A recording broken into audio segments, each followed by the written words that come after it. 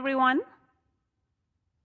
Welcome to the first session for today, which is another plenary talk, but a special one, because this is going to be a Test of Time Award winner's talk. So let me start by just saying a little bit about the Test of Time Award. It is given to a paper that was published 10 years ago, so in ICML 2015. And it's given to a paper that has demonstrated depth as well as breadth of impact over the 10 years. And we have had a great set of papers that were shortlisted for this. And we have a committee of about 10 people, all prominent researchers that gave their opinions and deliberated over this process. And we are very happy to announce, and I guess the awards were announced, but I'll re-announce that the Test of the Time Award goes to the batch normalization paper, Accelerating Deep Network Training by Reducing Internal Covariate Shift, by Sergey, who's with us and will be giving the talk, and Christian, who couldn't make it, but congratulations to both of you. I'd like to invite you to come on stage and get your certificate in a moment. I just wanted to say maybe a few remarks that were brought up by this committee as they were evaluating the papers. So this paper was in particular recognized because it really revolutionized deep learning in the eyes of the committee, right? It or its derivatives are an ingredient in almost any deep learning system that exists today. So starting with the simpler neural networks, maybe convolutional neural networks, all the way to the modern architectures, it has really made it in some form and inspired significant subsequent work on various types of input normalizations, right? There's layer norm, instance norm, RMS norm, many, many others, and I'm sure you'll hear some of them in the talk. So they're all standard techniques for training a model, and we believe that, again, by the simplicity of its idea, yet the impact and the breadth of impact it has had, we deserve a great recognition. So please join me, Sergey, as I...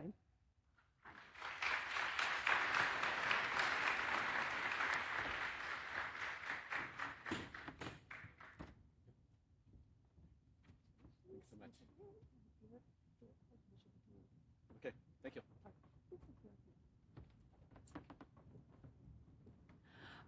All right, so we will have an opportunity to hear from the Test of Time Award winner.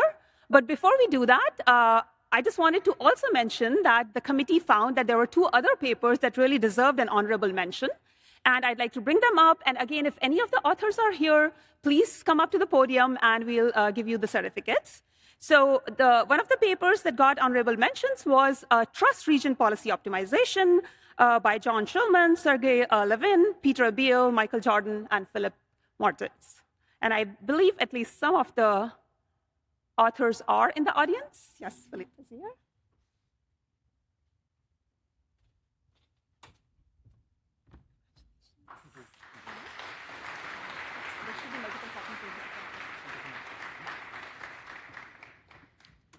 Okay, and another honorable mention goes to the paper Variational Inference with Normalizing Flows by Danilo Rezende and Shakir Mohammed. If any of the authors are here, please come up on stage. I had not heard confirmation from this one, so we will hand it to them later on. But with that, let me turn it over to Sergey to talk about the batch normalization paper, tell us all the subsequent work that's happened since then and how it's had a great impact. And maybe we have unraveled some mysteries about how it worked, what we thought about it initially versus now. So I'm excited to hear that. Please take it away.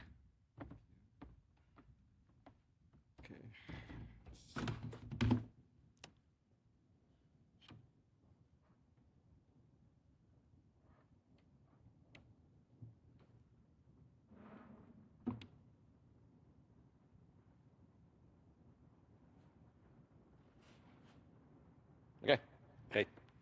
Well, thank you so much. Good morning. My name is Sergey. I am at XCI right now. But 10 years ago, I was at Google with Christian Zagady, and we did this work, and I am truly honored and grateful to be here. It's very humbling, especially given all the papers that were presented at the ICML 2015 that really shaped how AI is done today, so thank you. And yeah, so this is Christian and myself. About 10 years ago, Our paper was called Batch Normalization, Accelerating Deep Network Training by Reducing Internal Covariate Shift. This picture on the left was actually taken during the conference. And so in 2015, deep learning was working. It was working well. The same year, Christian and his collaborators developed Inception, which became the state-of-the-art on the ImageNet classification. So amazing strides with deep learning, but training was slow. And this was back in the old times when training was happening on CPUs. So at Google, we were using large clusters of CPUs, and the Inception model on ImageNet was training for about a month. So a long time. And we had to be very careful about how we train these models. So the learning rate had to be small, the weights had to be initialized precisely, correctly, to prevent the divergence. So kind of a natural question is, how do we speed this up? Well, so the actual question that I was trying to answer was, why do we not use sigmoids? So when neural networks were, of course, invented, sigmoids were used as the activation function, but in deep networks, we moved towards rel use, and sigmoids were not really being used, and we didn't know how to train models with sigmoids, and the question was why. And so it's kind of easy to see if you look at the sigmoid as the nonlinearity. Unlike the rel, it's saturated for both the positive and the negative inputs. And so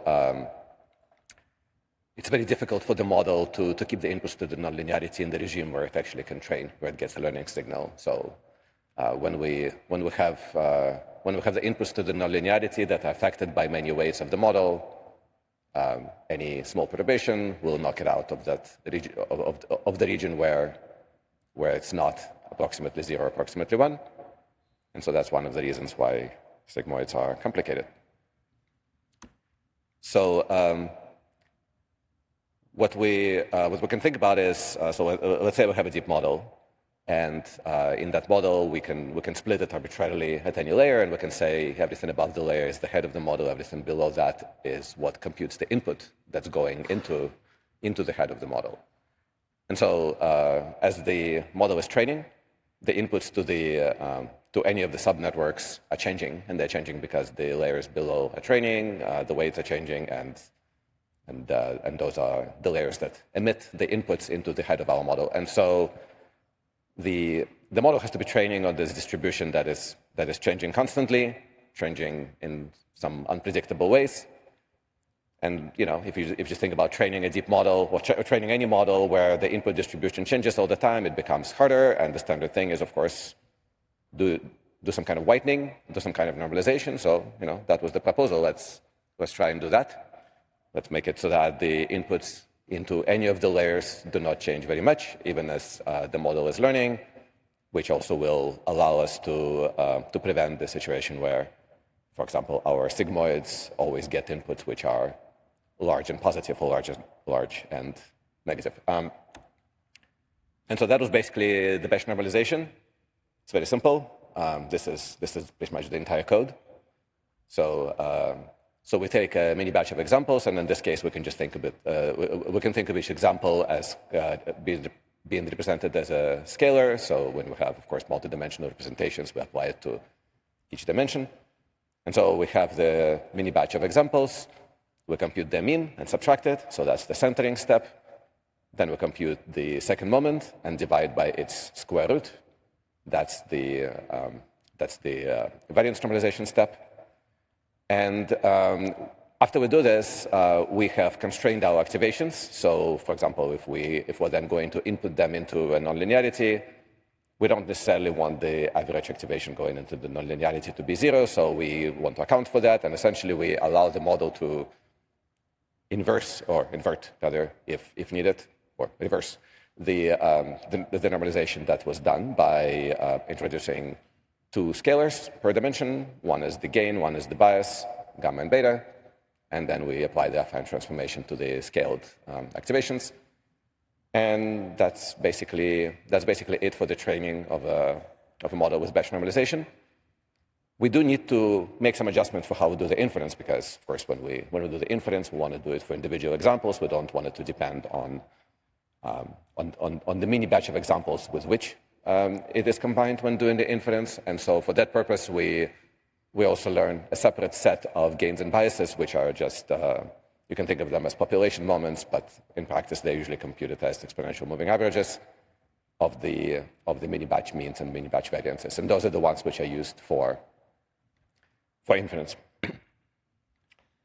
So yeah, this was the result, and frankly, it was working substantially better than I expected. So the big graph that goes all the way to the right, 30 million training steps, that's the original model. And the little diamonds are the points at which it reached the same accuracy as the baseline model did after 30 days. So just applying batch norm without any other modifications cut the training time by about half. But then, as it turns out, with batch normalization, you can do a lot of other things. For example, you can increase the learning rate. You can increase it substantially. So, for example, by 30x. And if we do that, then the training time was cut down by a factor of about 14. So this was a big, big reduction. And for the sigmoids, which were the motivating example to begin with, that worked as well. The model with the sigmoids did not end up working as well as the model with the values, but it did train as opposed to not using batch norm, in which case it was pretty much impossible to get it to train. So that was batch norm. Ended up being useful in a bunch of ways. So it trains faster, which is good, allows the learning rates to be increased. Others that demonstrated this. Yeah, so scale invariant models in general are quite interesting when it comes to how they are optimized. A lot of that interestingness comes from the fact that with scale invariant models, as the weights become larger, the loss doesn't change, but the gradient does. And as the weights become bigger, the loss becomes small. As the weights become bigger, the gradient becomes smaller. So that's one interesting thing about it. And the other is that the gradient in a scale normalized model, it's very easy to see that it's orthogonal to the weights. And because of that, what this means is that every time that we perform a gradient update, if we're using, for example, SGD, every time we perform a gradient update, the norm of the weights increases if the model is scale invariant. So we keep training it, the weights become bigger and bigger, the gradient correspondingly becomes smaller and smaller. And so what it means is that as we keep training, our effective learning rate is going down. So this was observed by Jimmy Ba and others, that with any kind of normalization, we kind of have this implicit learning rate scheduling, learning rate decay. When we add the weight decay to the weights, things become also quite interesting in that now the weight decay, instead of serving as a regularization method, you can think of it as a thing that adjusts the learning rate, and this has been shown as well. So basically, there is this interaction between the normalization, the weight decay, and the learning rate scheduling. And as a matter of fact, you can show that, for example, if you increase the weight decay, it kind of becomes similar to increasing the learning rate.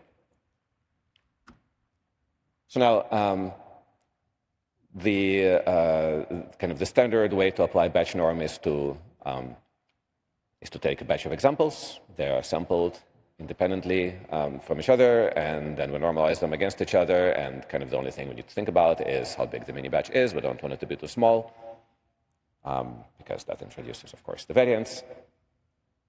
But now, what if the mini batches are not actually independently sampled? What if the examples are dependent on each other?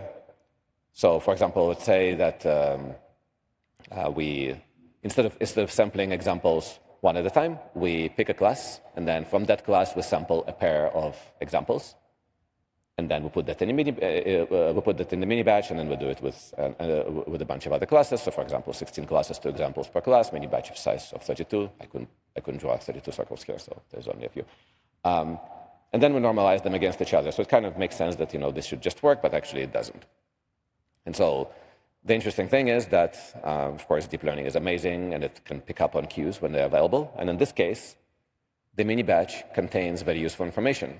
So if, for example, we have an image of a dog in the mini batch, and then there is another image of the dog in the mini batch, and this happens for all of the batches that we are considering. There is always another, let's say, image of the same thing in the same mini batch. Then the model learns to pick up on this.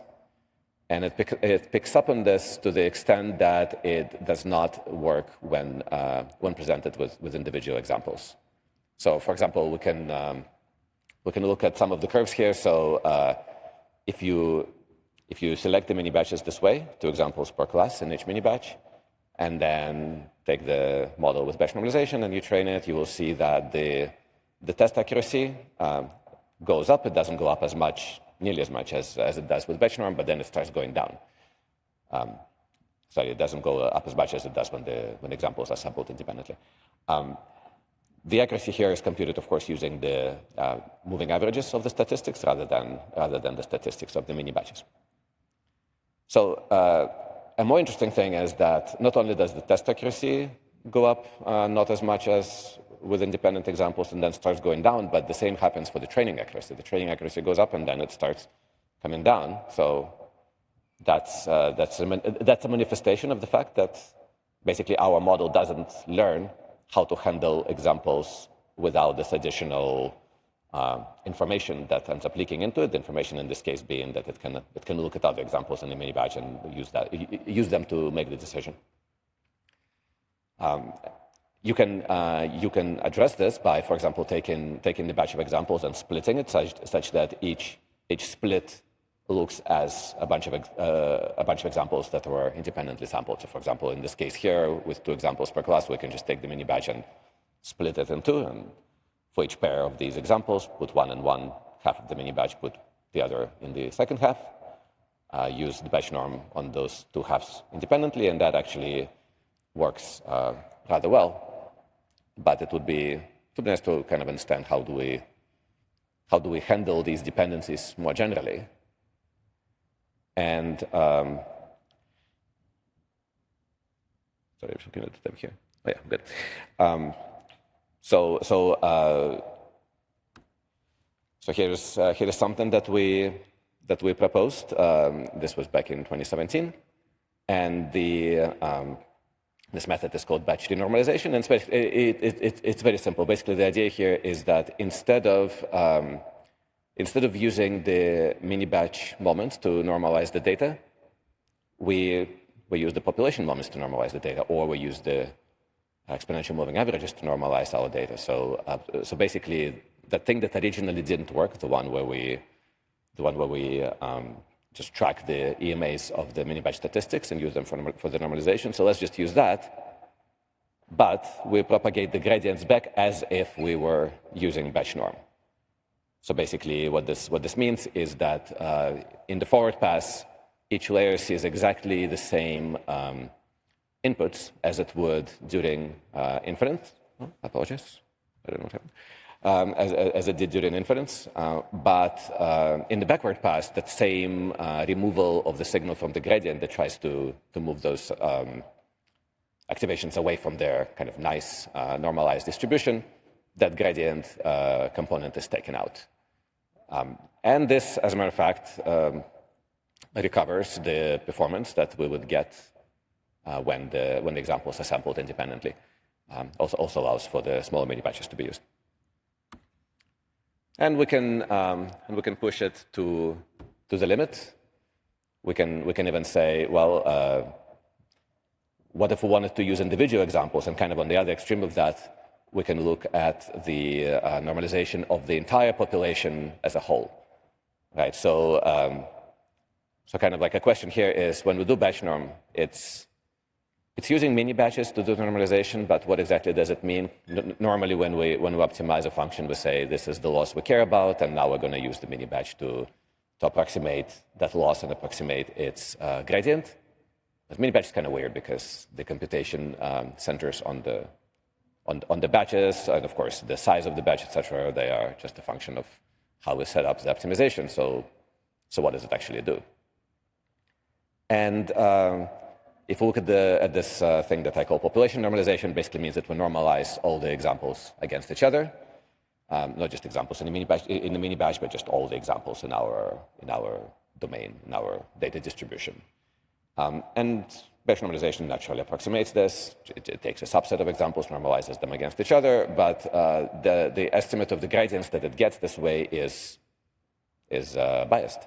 And it's biased because, for example, as we propagate forward, the normalization statistics that we use are not the same ones, again, as we would use in inference. They're not the same ones as the population statistics. So if we use something like EMA for exponential moving averages to estimate these statistics, then, of course, the forward propagation becomes less biased. But now what about the gradient? How do we estimate the gradient in this case? So how do we estimate the gradient of this population normalized model, but without using the entire population, just by using the mini batches? And this is some unpublished work that we did, but basically we can think about kind of a very natural thing where we compute the gradient of the loss with respect to each of the normalization statistics, and then just use that as a straight-through estimator as the gradient of the loss with respect to the mini-batch statistics. That's actually biased. It gives us the biased gradient, but you can unbias it using a very simple step where essentially we reuse the gradient of the loss with respect to the normalization statistics, but compute it from the previous step of the optimization. So it sort of serves as a way to delay the gradients as they backprop through the model.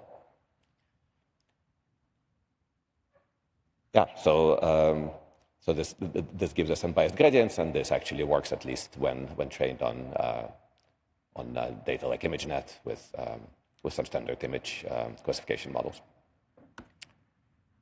So yeah, batch normalization was introduced in 2015. It had a lot of problems, primarily due to the fact that there is this discrepancy between how we do the normalization during training and how we do it during inference.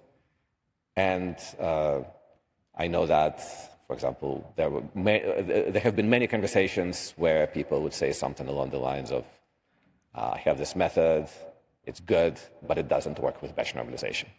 So batch normalization is not always just the positive thing. And so this desire to eliminate the discrepancy between the training and the inference led to the development of a bunch of other normalization methods, and some of the really amazing ones are listed here, and there are of course many others that are used today. So layer normalization, of course, has been and remains an integral part of the transformers that we all use. Group normalization works incredibly well. Instance normalization has been used very successfully for things like stylization. You can also normalize not the activations, but for example, the weights. The figure below is a very nice figure from the group normalization paper, which basically shows that when you have this tensor of activations, you can slice it in a bunch of different ways and normalize the activations within each slice, and that basically corresponds to a number of different normalization methods.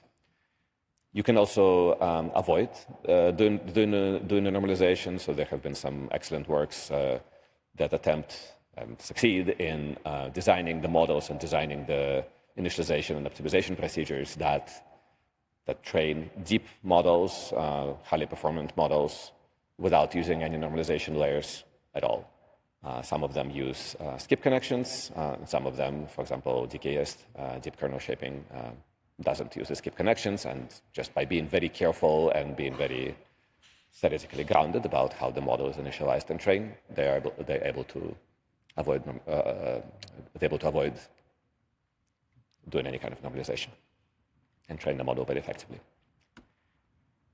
And so, yeah, what is next? So in 2015, we had this idea to replace the per example computation with per mini-batch computation. So instead of just thinking about something like ARM, where we compute individual losses for the individual examples and then just average them together, we can compute a function that looks at the mini-batch as a unit. That ended up being quite effective for training. Thankfully, amazing methods have been developed, which are in use today, that make this unnecessary. And so the losses that we compute are going to be per example losses. They work amazingly well. But then, of course, there are situations where looking at the mini-batch interactions is very, very powerful. So the examples of that include, for example, many methods in representation learning and in contrastive learning. It includes things like learning when to attend or when to not attend to long context. This is something that the interactions between the examples and the population, which are, of course, approximated via interaction of examples within the batch. How will that help us build and optimize amazing new models in 2025 and going forward? So, thank you very much.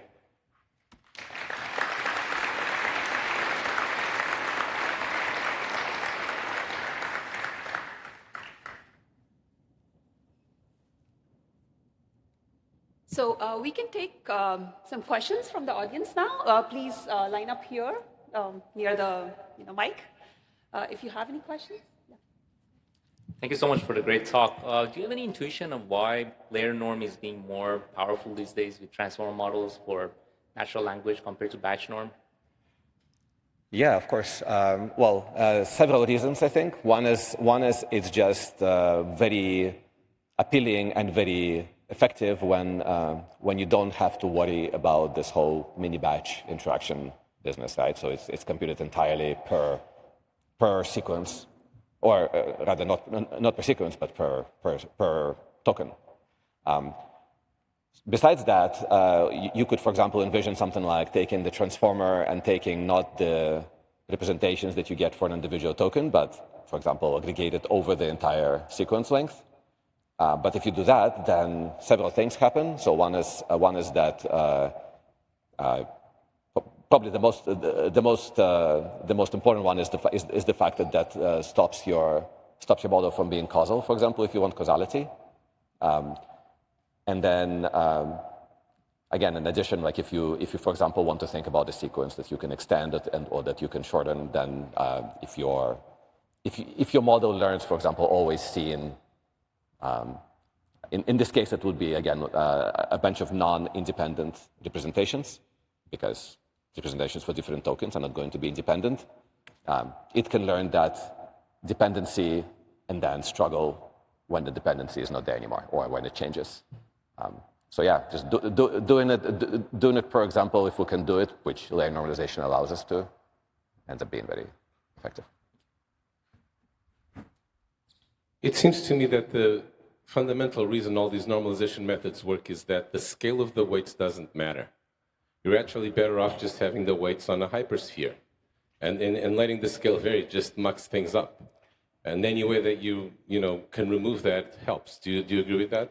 I think it is true that when we apply normalization, like layer norm, batch norm, whatever, it does prevent the scale of the weights from changing, or in some cases it results in the weight scale changing less. In some cases, it removes that change in the scale completely, depending on where you put the normalization. And then obviously projecting to the hypersphere makes sense, but it's not sufficient to do that. And the reason is because even if we fix the scale of the weights, then as the activations flow through the model, the actual statistics of the activations will change drastically, kind of giving us the same problems as we would get if we don't do the normalization. So in some sense, the invariance to the scale of the weight is one of the invariances that we get with these normalization methods, but that's not the only one. But sorry, you say that the activations, of course, they change as you go through the model, but like depending on what groups of weights you normalize, you're just having the vectors point in different directions. Right? Mm-hmm. And so they can point in any direction they want at any layer you want, and that won't create problems, no? No, because in practice, there was a paper I referenced there called weight normalization, which does try to do something rather similar, I think, to what you're suggesting, and that works. I don't remember what they used it for. I think it was for recurrent models, if I'm not mistaken. But for example, for deep image classification convnets, it does not work. And my suspicion for why is that while if you, for example, just initialize the model randomly, then yeah, like all these things are going to point in different directions, and it's going to be fine. But then, of course, as the model learns, it's going to be very good at picking up on these sort of quirks, let's say, in the data that it can leverage. And if the model thinks it's good to align things together just so your excavations explode, it will go ahead and do that, and then the training will become complicated. Thank you. Hi, thank you for amazing presentation and for the batch normalization in general. Saved me a lot of nerves when trying to train a few models. Thanks. My question would be around last slide of your presentation. You mentioned the future models, and I'm interested in what do you think are the problems of the future models? What do you expect, except for the usual scaling stuff? Yeah, of course. Well, so I guess several things. So one is we see from a bunch of papers, some of which are referenced here, that when we look at examples or sequences or whatever our data points are in the context of others, it gives us some important information that is harder to get just by looking at examples alone. So, for example, just to pick one, so this Long Llama paper, which is from one of my current XAI colleagues. What it does is it says we have a sequence with some long context, and we want to make sure that the model knows how to attend to that context and not to attend to anything that's not relevant. And so in that case, the other examples in the batch provide a sort of destructors, and then the model learns not to attend to those. Another thing that is a little bit different is actually related to this slide right here, where we think about the population normalization and how to propagate the gradients through it, and how to estimate them using mini batches. And so there are actually some ideas that relate to this that I think could potentially help us optimize models more efficiently by you can think of it as a form of synthetic gradients, basically, where, for example, we can imagine taking the activations and vector quantizing them, and then as we backprop through the vector quantization, we could make it so that the gradient gets quote unquote delayed, like in that last equation there, which basically would mean that we could potentially learn the representations for, let's say, the different tokens, but without backpropagating the gradient all the way from the loss. So, for example, if we think about long context, so if we want to look at how does the loss affect something that happened a long time ago, it would be quite appealing if we can avoid actually having to keep all of the activations for very far in the past tokens, right? And so by doing some of these backprop tricks, I think we may be able to make it more efficient. It would be wonderful, to be honest. Thank you. Very exciting. Thank you. So maybe I can ask a clarifying follow-up. So in an online optimization sort of problem, right, like where data is coming in a stream, could you comment more on exactly how this would play out? Because I mean, you talked about in sequences there are dependencies, but you can still train on batches, right? Mm-hmm. Yeah. So if the data just to make sure that I understand the question, so we have the stream of data that's coming in a sequence, and we want to know how the backpropagation would be improved here. Is that the question? Or specifically the normalization effect. Yes, right. So I guess there are two aspects to the normalization that I'm thinking about. So one is the actual normalization, where we specifically say we're going to take our examples, we're going to set their means and variances to some constants. But the other is so I quite like this picture because it kind of shows us what happens when we do the normalization. So we can think of it as we have the model that